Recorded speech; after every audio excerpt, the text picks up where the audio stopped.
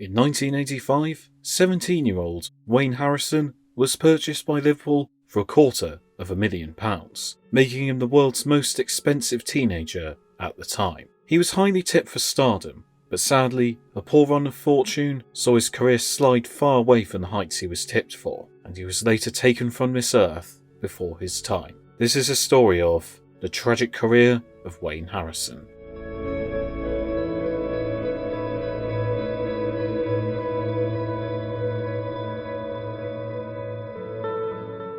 Wayne Harrison was born in Stockport on the 15th of November 1967. Despite growing up in Greater Manchester, it was Liverpool that stole his heart, as he grew up greatly admiring the likes of Kenny Dalglish and Kevin Keegan. He began his career with Oldham Athletic, and the forwards soon started gaining attention from far and wide. Manchester United manager Ron Atkinson had visited Oldham a number of times to watch Harrison play, and he was also gathering interest from Everton and Nottingham Forest. But it was a game against Liverpool in 1984 that was his big moment. He scored twice for Oldham in a Youth Cup game against Liverpool, and his fate was soon set. He had previously been recommended to Liverpool manager Joe Fagan by long-serving club scout Tom Saunders, and in January 1985, Fagan fended off the competition to bring Wayne Harrison to Liverpool for £250,000. Liverpool were English and European champions, so to fork out so much on a 17-year-old showed just how many expectations there were for him to make it big.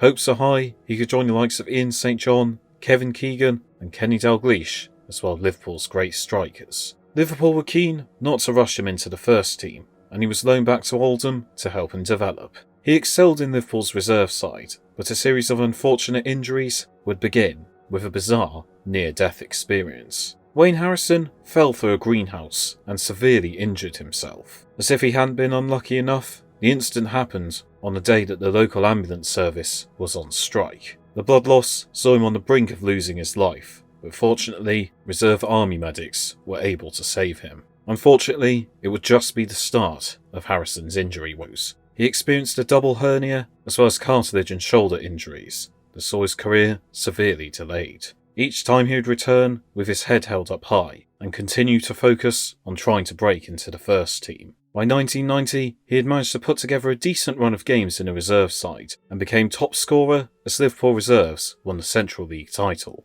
However, he would soon encounter the injury that killed his dreams once and for all. In a game against Bradford, he collided with the opposition goalkeeper and tore the cruciate ligaments in his knee. Harrison said that when he tried to get up, he felt physically sick. Wayne Harrison underwent a total of 23 operations for football-related injuries, and in 1991, it was time to finally give up the fight. Liverpool manager Graham Souness brought Harrison into his office and said the doctors had advised that Harrison retire from the game. Wayne Harrison's career, one that had promised so much when he made his record-breaking transfer, was over. He retired, having never made a senior appearance to Liverpool. A testimonial game was held between Liverpool and Oldham for Harrison in 1992, but sadly, Harrison could not even partake in that due to injuries, as he had to undergo a series of knee operations even after his retirement. The dream of making it as a footballer was over, although Harrison would recover enough to partake in Sunday League. He divided his time between this and working as a truck driver for a brewery, a far cry from what might have been. He later admitted that he wished he'd stayed at Oldham and never joined Liverpool. His knee issues sadly returned,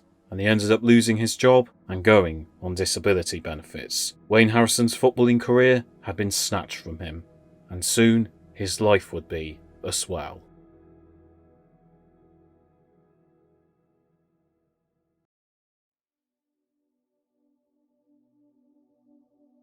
Wayne Harrison died on Christmas Day 2013 at the age of 46 following a pancreatic illness. A life that could have delivered so much was cut tragically short. The tale of Wayne Harrison's life is a heartbreaking one. At first, it seemed as though nothing could stop him from making it to the top, but unfortunately, luck did not find its way to him. Wayne Harrison was up against a world that was out to get him, striking hammer blow after hammer blow against him that left him so far from where he deserved. As we approach nearly a decade since Wayne Harrison left this earth, all we are left with is the thoughts of what might have been of a man who at the age of 17 had the footballing world at his feet.